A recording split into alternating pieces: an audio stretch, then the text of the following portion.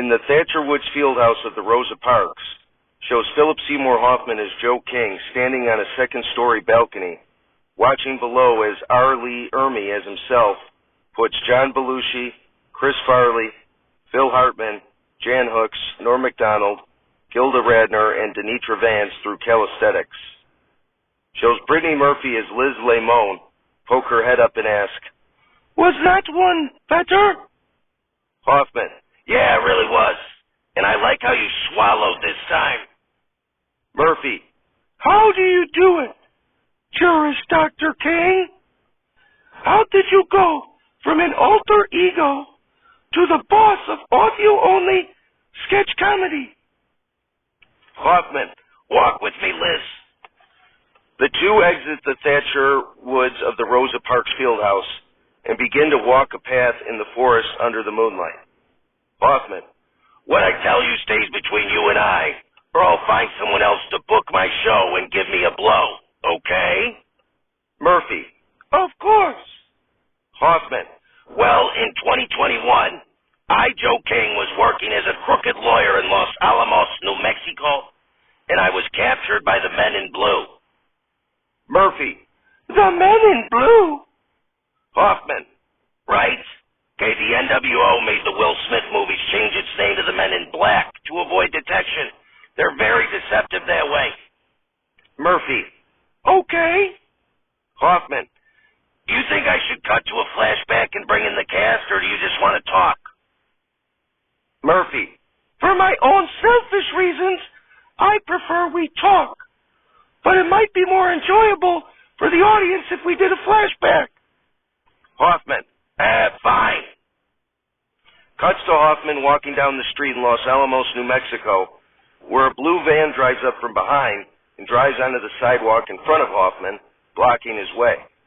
Shows Norm Macdonald and Phil Hartman in blue fedoras, sunglasses, and suits get out of the van, tackle Hoffman, put handcuffs on him, and throw him into the van and drive off. Cuts back to Murphy, who says, "Maybe you could have just told me that part, since no one even had any lines?" Hoffman, "Whatever, can you stop flip-flopping?" Cuts to a seemingly abandoned warehouse out in the desert with the blue van driving up to it.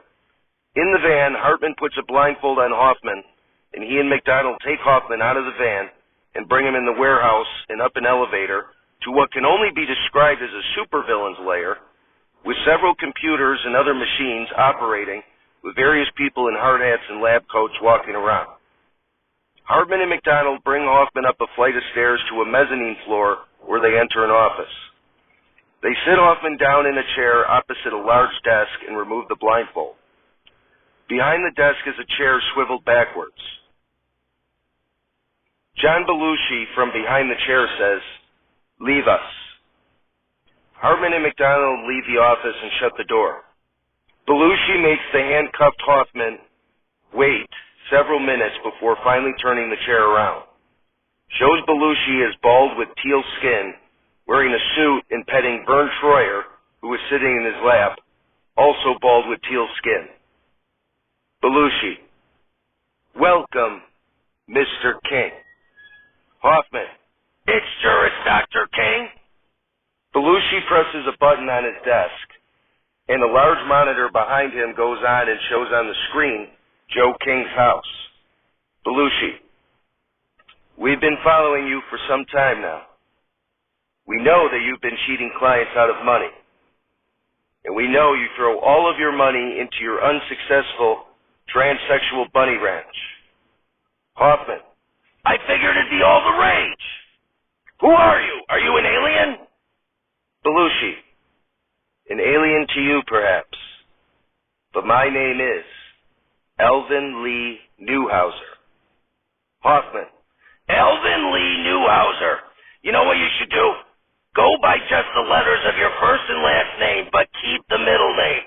Ready? A-Lee-N. Not bad, right?" Belushi presses a button on his desk, and the monitor behind him changes to footage of Chris Farley as public defender Tom Murphy, watching as Phil Hartman as a judge sentences Murphy's client Denitra Vance to prison. Belushi, "There's a hapless, hopeless public defender in Joliet named Tom Murphy. I will save your transsexual bunny ranch if you're able to telepathically invade his mind and get him to quit his job and instead only write out audio-only sketch comedy. Hoffman: why the hell do you want me to do that? And a public defender? Can't it be someone cool like a prosecutor? Belushi: no, it cannot. You must infiltrate his mind and force him to spoof SNL. If you do so, we'll reward you handsomely by saving your trans bunny ranch, and you'll get private equity in NWO Enterprises. Hoffman: are you guys ever going to go public? Belushi: sooner than you think. So what do you say, Juris Dr. King? Hoffman: whose decision was it to have me do this? Belushi: he who made the choice doesn't believe you should know. Hoffman: so someone else who's remaining anonymous is making the choice and you're just a glorified lackey, huh? Belushi: his choices, my choices, they're all the same in the end. You're not capable of understanding that yet. Of course, you can turn down my offer, and my men in blue can simply kill you. Hoffman: fine, I'll do it. Well, how can I even get inside someone's head telepathically anyway? Belushi takes out a large teal helmet with the numbers 3, 2, 1, 8, and 5 written on the front in black, with 11 white lights flashing throughout the outside of the helmet. Belushi: this is the Blue Knight. When you put this on, you will be telepathically inside the suffering public defender, and you can then influence his actions with your own thoughts. Cuts back to Hoffman and Murphy walking in the woods. As they approach the side of a river, Hoffman says, so ever since then I've been immersed in some blue liquid while wearing that helmet and trying to get Mr. Murphy here to pump out some audio-only sketch comedy. Murphy: that's horrible. Hoffman: it's gotten better, kind of. Murphy: no, I mean that you're infiltrating that attorney's mind. As dark clouds whisk by and cover the full moon, Hoffman says, I was afraid you were going to say that. Goodbye, Liz. Hoffman pushes Murphy into the river. It turns out that the river is really just a creek and is less than a foot deep. Murphy easily gets up and says, what the hell was that? Hoffman: I know it's a snoddle, but dead from the earth, we're not alive! It's Saturday Night Live, starring an ever-evolving cast that is unionized and refuses to allow their names to be mentioned until their demands are met.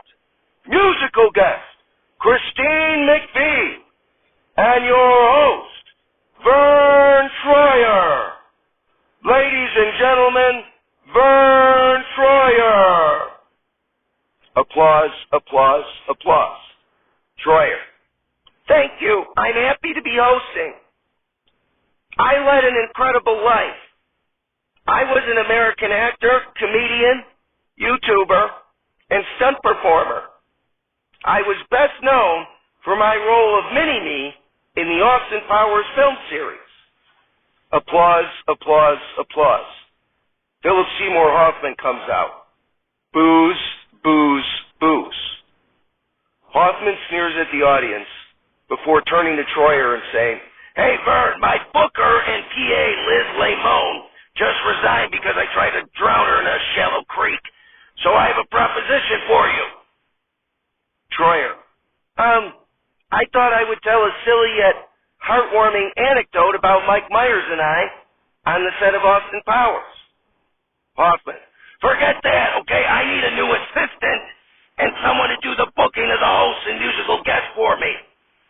And since I'm bald and you're bald, you can basically be my mini-me. How does that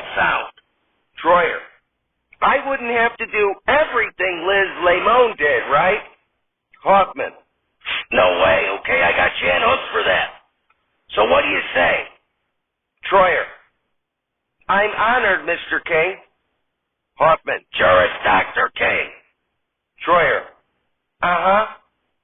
I don't want to make the show here awkward or anything, but you're going to have to look elsewhere. Hoffman. Okay then. Just to go enjoy hosting my show. Ugh. Troyer. Oh boy, this is awkward. Anyway, we have a great show tonight. Christine McVie of Fleetwood Mac is here. So despite the landslide, don't stop. We'll be right back.